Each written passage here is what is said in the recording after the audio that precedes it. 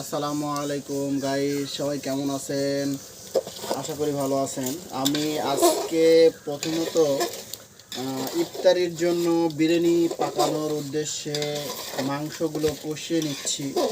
তো মাংস দিয়ে বিরিয়ানি রান্না করব বলে নিয়ত করেছি। তা আলহামদুলিল্লাহ আমার মাংস প্রায় কষানোর মধ্যে শেষ হওয়ার মধ্যে তো মাংস কষিয়ে নেওয়ার পরে আমি তেলগুলো সুন্দর করে ভাজি নেওয়ার পরে এই মাংস দিয়ে আমি বিরিয়ানিটা রান্না করব।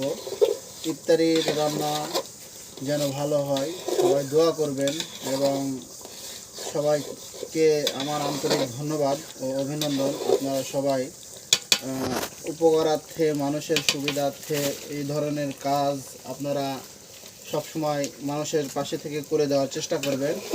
যেমন আমি চেষ্টা করতেছি এই খাবারগুলো অনেক মানুষ খাবে, কার মুখের স্বাদ কেমন হবে হয়তো বুঝতে পারবো না, তাই আমার আইডিয়া মতো আমি করে নিচ্ছি। যদি আপনাদের মনে হয় যে এটা ভালো হবে তাহলে লাইক, কমেন্ট, শেয়ার দিয়ে আমার পাশে থাকবেন। ধন্যবাদ সবাইকে। আসসালামু আলাইকুম ওয়া রাহমাতুল্লাহি ওয়া বারাকাতুহু।